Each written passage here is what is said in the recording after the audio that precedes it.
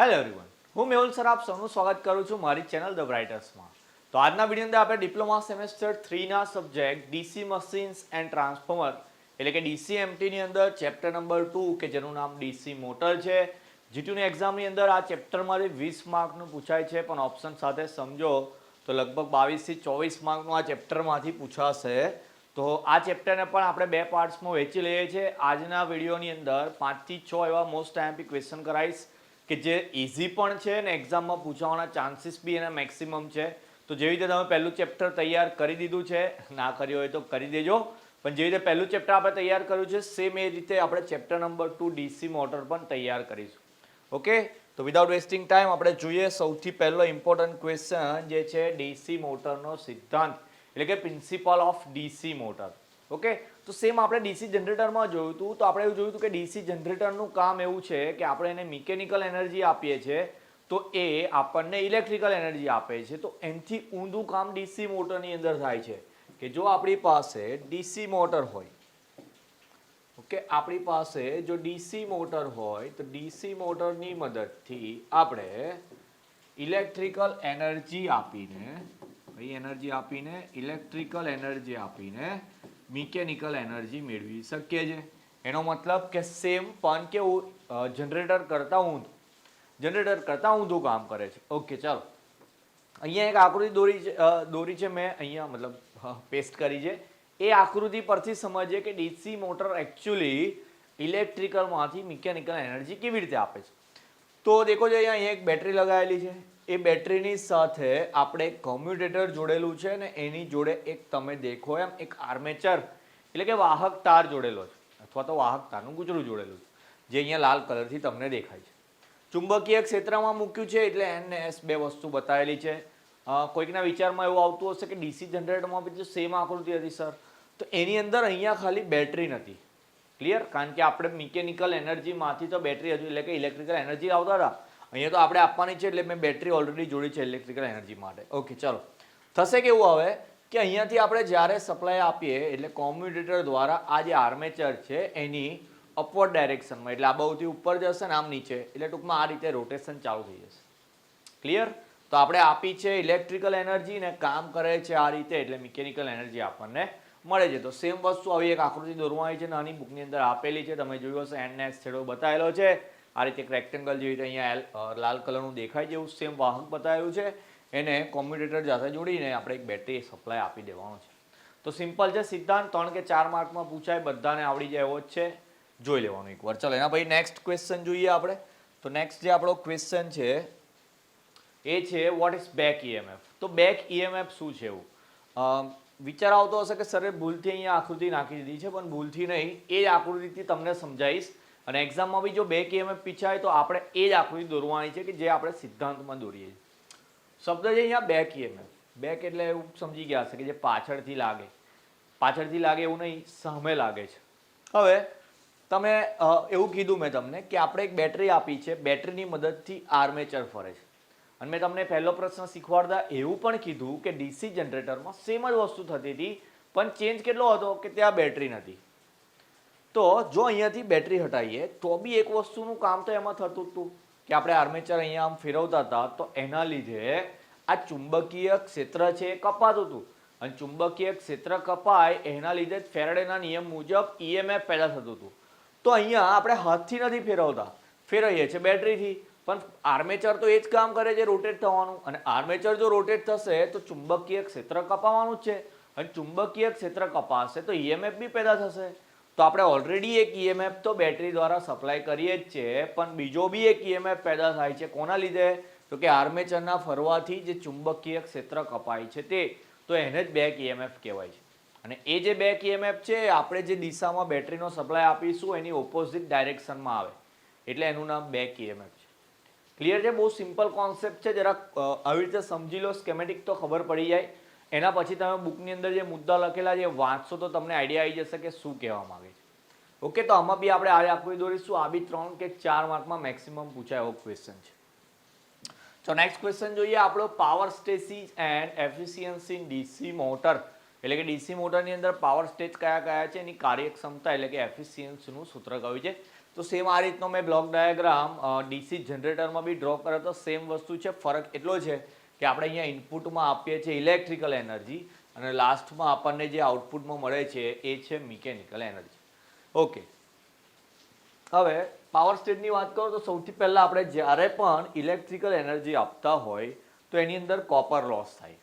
Okay, એના પછી અહીંયા આવ્યા પછી આપણને મિકેનિકલ એનર્જી મળે છે તો મિકેનિકલ એનર્જીની અંદર આયન ને ફ્રિક્શન લોસીસ થાય. આ વસ્તુ યાદ જ રાખી લેવાની દિમાગમાં. એન્જિનિયરિંગ લીધું છે તો જેટલી બી જગ્યાએ ઇલેક્ટ્રિકલ એનર્જી આવશે ત્યાં કોપર લોસ હંમેશા થશે. બીજા બી લોસ આવે, એડી કરંટ લોસ ને એવું તમને આગળ શીખવાડીશ એવું. અને જ્યાં મિકેનિકલ આવે ત્યાં ફ્રિક્શન લોસીસ થાય અને આયન લોસ થાય ને થાય. તો આ પાવર સ્ટેજીસ છે એના એ વસ્તુ લખવાની છે. એના પછી એફિશિયન્સી એટલે કે કાર્યક્ષમતાની વાત કરીએ તો 3 ટાઈપની કાર્યક્ષમતા જેવું જનરેટરમાં હતું એવું સેમ. પહેલી આપણે કાર્યક્ષમતા એવું માન લો કે મેં ઇલેક્ટ્રિકલની કહું, એના પછી ઈટા મિકેનિકલ કહું અને એના પછી આપણે વાત કરીએ ઈટા ઓવરઓલ. તો ઓવરઓલ જે એફિશિયન્સી છે એનું સૂત્ર તો આઉટપુટ અપોન ઇનપુટ જ હોય. તો આઉટપુટમાં આપણે સી લગાવ્યો છે ને ઇનપુટની અંદર છે આપણો એ, એટલે એનું સૂત્ર તો સી બાય એ થઈ ગયું. ઇલેક્ટ્રિકલની વાત કરીએ તો ઇલેક્ટ્રિકલ પાવર આપણે અહીંયાથી આપીએ છીએ એટલે આનું આઉટપુટ આ છે તો પછી એની જે ફોર્મ્યુલા થશે એ થશે બી અપોન એ. અને મિકેનિકલની વાત કરીએ તો મિકેનિકલ પાવર અહીંયાથી આપવામાં આવે છે ને એનું આઉટપુટ આ મળે છે તો આઉટપુટના છેદમાં ઇનપુટ એટલે એની ફોર્મ્યુલા આવે સી અપોન બી. જેટલી પણ જગ્યાએ એફિશિયન્સી એટલે કે કાર્યક્ષમતા આવે એની ફોર્મ્યુલા ફિક્સ, આઉટપુટના છેદમાં ઇનપુટ. જે આઉટપુટ હોય ઉપર લખવાનું, ઇનપુટ હોય નીચે લખવાનું. તો આ પ્રમાણે આપણે 3 એફિશિયન્સીના સૂત્ર બી લખી દઈશું ને સાથે સાથે આવી આકૃતિ પણ દોરીશું. આકૃતિમાં વીજળી પડી કશેક એબીસી નામ એઝ ઇટ ઇઝ લખવાના છે અને એના પરથી જ આવી ફોર્મ્યુલા તમારે લખી દેવાની છે. ઓકે, વરસાદનું વાતાવરણ છે, બહુ જ જોરદાર વરસાદ પડે છે બહાર, પણ આપણે તો હવે કામ કરવું જ પડશે. આઈએમપી નહીં મળે તો છોકરાઓ વાંચશે ક્યાંથી. ઓકે, ચાલો ચોથા નંબરનો ક્વેશ્ચન છે આપણો necessity of starter in DC motor. ગુજરાતીમાં ડીસી મોટરની અંદર સ્ટાર્ટરની જરૂરિયાત. કેમ ડીસી મોટરમાં સ્ટાર્ટર વાપરવાનું? કમ્પલસરી એવું નથી હોતું પણ ફાયદો છે. જે ફાયદો હું તમને સમજાવું. આપણે જરૂરિયાત લખ્યું છે તો કેમ જરૂરી છે સ્ટાર્ટર એ તમને સમજાવું. એના પછી આપણે એક સ્ટાર્ટર બી સમજીએ. તો જેમ વાત કરીએ આપણે કે જ્યારે પણ આપણે મોટરની અંદર ઇનપુટ આપતા હોય, ઇનપુટની અંદર એવું માન લો કોઈ વોલ્ટેજ વી આપતા હોય તો એની અંદર ઓલરેડી બેક ઈએમએફ તો જનરેટ થાય એટલે એને હું બીબી વડે દર્શાવું. ઓકે, અને એના આર્મેચરની અંદર બી થોડો વોલ્ટેજ ડ્રોપ થાય એટલે એને આપણે આઈએઆરએ કહીએ.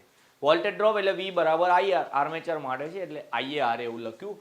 તો આ એક ફોર્મ્યુલા છે કે ડીસી મોટરની અંદર આપણે જે વોલ્ટેજ આપીએ છીએ એ આ રીતે યુટિલાઇઝ થતો હોય. હવે એવું સમજો કે મોટર અત્યારે બંધ છે એનો મતલબ આર્મેચરની સ્પીડ 0.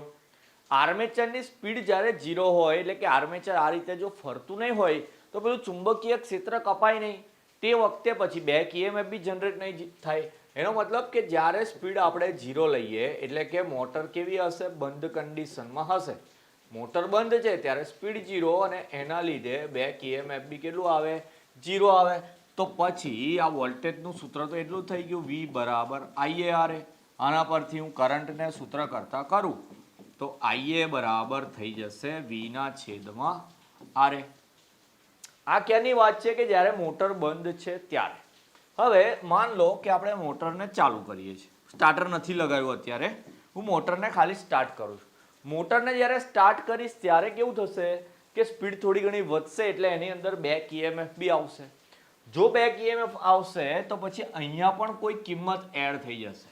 એનો મતલબ કે અહીંયા જ્યારે કોઈ કિંમત એડ થઈ જશે તો અત્યારે કે જ્યારે મોટર બંધ હતી તો ખાલી એક જ પદ હતું અહીંયા એટલે જે કરંટ હતો કેવો આવતો હતો? વધારે આવતો હતો. પણ જ્યારે મોટર ચાલુ થશે ત્યારે જે કરંટ હશે એ કેવો હશે? ઓછો હશે. આ તો કેવી વાત થઈ કે જ્યારે સ્વિચ પાડીએ છીએ ત્યારે જે મોટર છે આપણને એને બહુ જ કરંટ મળે કારણ કે તે વખતે એની સ્પીડ કેટલી છે? 0 છે. પણ જેમ જેમ તમે મોટર ચલાવતા જશો એમ શું થશે? એના કરંટમાં ઘટાડો થાય. આ તો ઊંધું થઈ ગયું ને ભાઈ. સ્ટાર્ટિંગમાં ઓછી હોવી જોઈએ કરંટ, પછી ધીરે ધીરે વધવો જોઈએ. પણ આ તો એવું છે કે સ્ટાર્ટિંગમાં અચાનકથી આપણે સ્વિચ પાડીએ છીએ તે વખતે એને ફૂલ કરંટ મળી જાય છે. કોને? આર્મેચર. તો આર્મેચર કરંટ જો વધી જાય તો એનાથી શું થાય કે આર્મેચર જે છે એ ગરમ થઈ જાય. આર્મેચર ગરમ થાય, આ તો એકવારની વાત કરીએ, આવું વારંવાર થાય તો આર્મેચર વધારે ગરમ થવા લાગે તો પછી મોટરને નુકસાન થવાના ચાન્સીસ છે.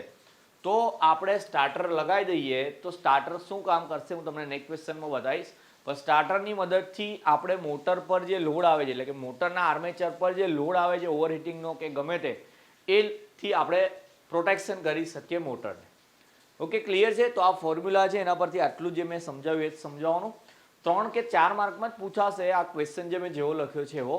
પણ આની સાથે આપણે આના પછી જે 3 પોઈન્ટ સ્ટાર્ટર જોવાના છે એને એડ કરી દઈએ તો ક્વેશ્ચન 7 માર્કનો થઈ જાય કે ભાઈ સ્ટાર્ટરની જરૂરિયાત શું છે અને 3 પોઈન્ટ સ્ટાર્ટર સમજાવો. બંને કમ્બાઈન કરીને 7 માર્કમાં પૂછાય, પણ આઈધર એકલું 3 પોઈન્ટ સ્ટાર્ટર 4 માર્કમાં, આઈધર પેલું પૂછે તો એ બી 3 કે 4 માર્કમાં પૂછાય.